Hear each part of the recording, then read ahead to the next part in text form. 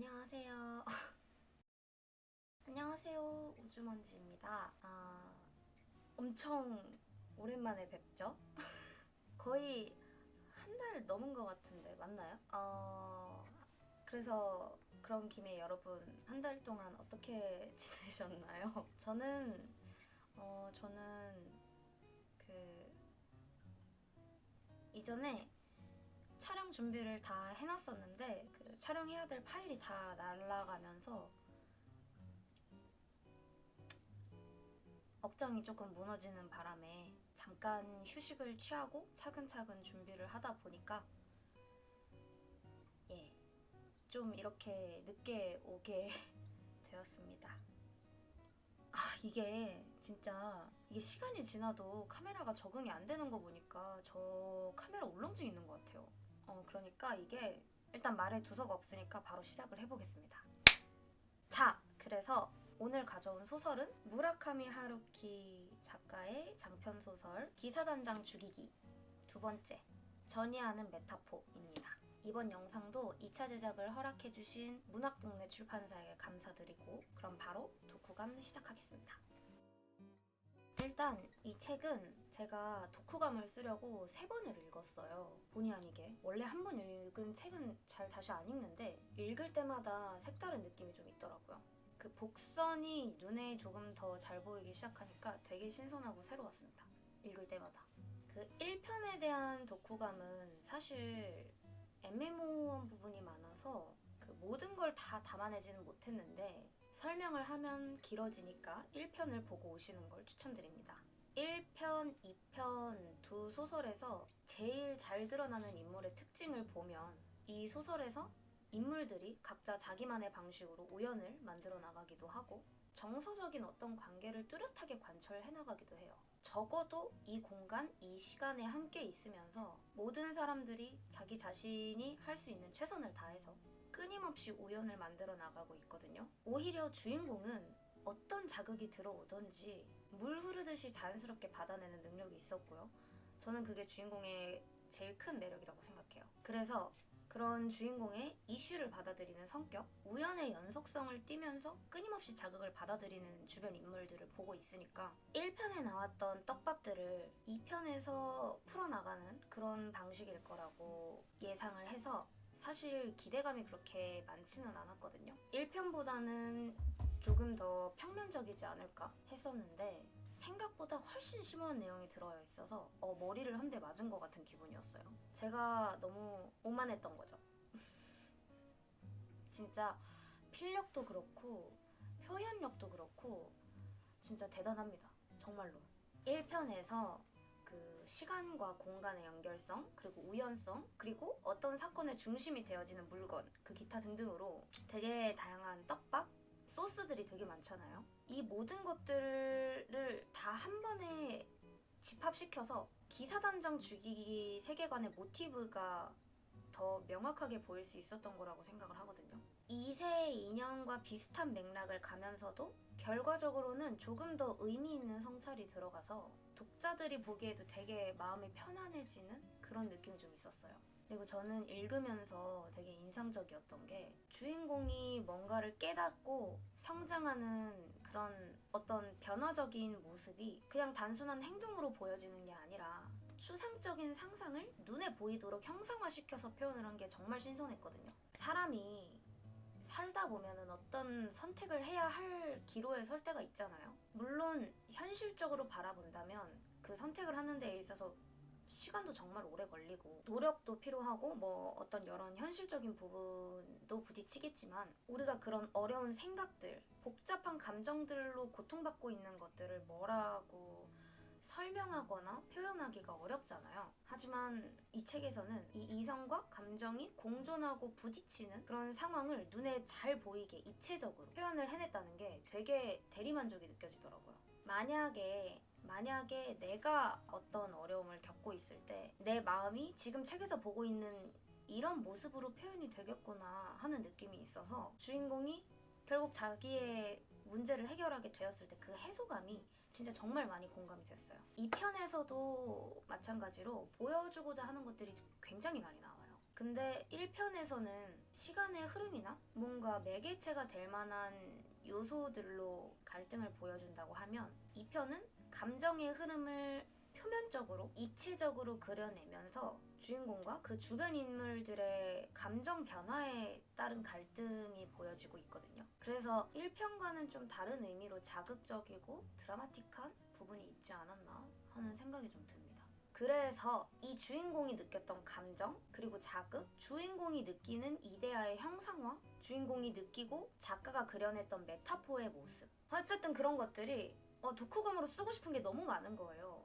그래서 이 모든 거를 하나로 압축시켜서 표현할 수 있는 주제가 뭐가 있을까 생각을 하다가 결정했습니다. 인간적 메타포에 대한 주제를 다뤄보기로.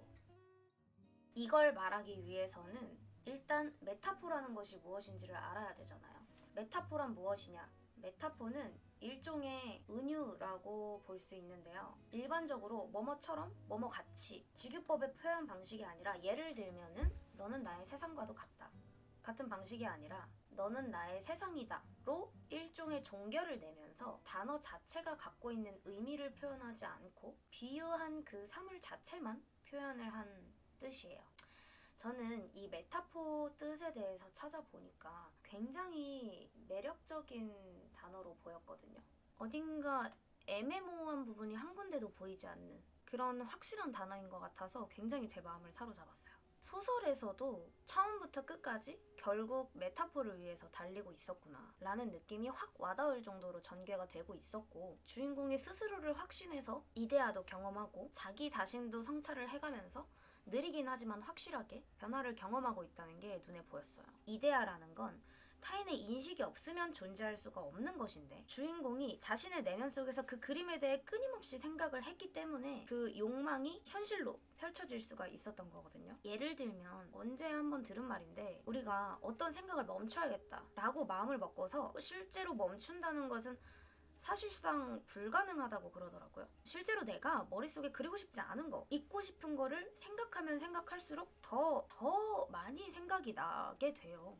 그리고 이 소설 안에서 이데아와 메타포의 개연성을 표현하기 위해 어떤 구멍이라는 매개체를 사용해가면서 그것 또한 인간의 본능적인 부분을 잘 끌어낼 수 있게 만드는 장치 같은 걸로 표현이 되고 있어요. 한 가지 내가 어떤 거에 크게 매달리게 되면서 내가 원하는 뭔가를 애타게 찾게 되는데, 그로 인해서 이데아가 형성이 되고 생각에 생각을 거듭해서 어떻게든 선택을 해야 할 만한 기로에 섰을 때 내가 갖고 있는 무언가를 끊임없이 자극시키면서 내 자신이 올바른 선택을 했다라는 확신을 가지는 메타포적인 표현 방식. 방금 말한 이 문장이 이 책에서 작가가 하고 싶었던 말 중에 일부가 아닐까 하는 생각도 좀 들었어요. 여러분들도 인생을 살면서 한 번은 정말 말도 안 되는 선택조차 할 수 없는 어떤 상황이 있을 거고, 한 번은 일어날 거라고 생각을 해요. 그 크기가 크던 작던 고민이 생긴 이상 우리는 해결이 될 때까지 생각할 거니까요. 이 책에 나오는 모든 인물들은 직접적인 결과는 중요하지 않다라는 전제를 깔아두고서 생각과 행동을 하게 되는데, 이게 단순히 봤을 때는 자기 합리화, 자기 위로 같은 모습이 보일 수는 있어도 그 생각의 흐름이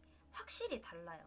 보통 자기 합리화라고 하면 오랜 생각을 거치지 않고 자기 마음의 안정과 위로를 위해서 자기 합리화를 한다라는 표현을 사용을 하잖아요. 여기 나오는 대부분의 인물들은 어떤 선택을 함에 있어서 섣부르게 선택하지 않고 끊임없이 자기 객관화를 하기도 하고요. 자기가 심신적으로 확신에 들기 전까지는 다가오는 장애물을 끊임없이 직면해요. 회피하지를 않는다는 거죠. 회피라는 게 인간을 참 모순되게 만드는구나 라는 생각을 했던 게, 결국엔 나에게도 내 주변 환경에도 아무런 영향을 줄 수가 없어요. 하지만 일시적으로 나에게 만족감을 줄 수는 있거든요. 모든 사람이 완벽할 수는 없죠. 하지만 불완전한 만큼 인간은 무궁무진한 가치를 지니고 있다라고 생각을 하거든요. 하지만 내가 지친다고, 힘들다고 장애물을 정면으로 보지 않고 회피하는 게 습관이 되어버리면 언젠간 그 회피가 나한테 돌아올 거고, 내가 정말 중요한 결정을 해야 할 때 그것마저도 습관적으로 회피를 해버릴 수가 있어요. 보통 정말 선택하기 어려운 문제들이 닥쳤을 때 우리가 끊임없이 고민하고 거기에 고통받는 이유가 뭘까요? 바로 시간에 구애받고 있지 않기 때문이에요. 오히려 시간의 구애를 받는데 어떤 선택적인 기로에 섰을 때는 그 안에서 내가 생각 자체를 탄력 있게 만들어서 효율적일 수 있는 선택을 할 때가 대부분이죠. 물론 거기에 대한 선택이 100% 만족스럽지는 않아요. 보통. 중요한 건 내가 그렇게 시간에 구애받지 않는 상황에 어떤 선택을 반드시 해야 한다면 혹은 하고 싶다면 오히려 약간의 시간을 두고 생각을 해보는 거예요. 내 주변 환경, 내 지금 상황은 어떤지, 자신은 그 상황이나 주변 환경에 만족감을 느끼는지, 그리고 만족하지 않는다면 왜 만족하지 않는지, 그리고 그 만족하지 않는 것에 대해서 어떤 선택을 해야 하는지, 그리고 마지막엔 그 선택을 하면 내가 즉각적으로 받아들일 수 있는지. 결국에는 내 주변을 변화시키는 데에는 나 자신의 선택이 필요하다는 거예요. 이 책에 나오는 대부분의 인물들도 주변의 영향이나 타인의 영향을 받기는 하지만 결국에는 스스로 자기 자신이 마음에 들진 않더라도 스스로가 편안함을 가질 수 있는, 자기 자신이 즉각적으로 받아들일 수 있는 선택을 해요. 그걸 표면적으로 적나라하게 보여준 예시로 주인공이 메타포라는 공간에 들어간 끊임없이 생각하고 자극에 이겨내고 장애물을 직면하고 스스로를 발전시켜 나가는 모습이 표면적으로 표현이 되고 있고, 내 머릿속을 그려내면 딱 이 상황이겠구나, 이 모습이겠구나 하는 생각이 정말 많이 들었어요.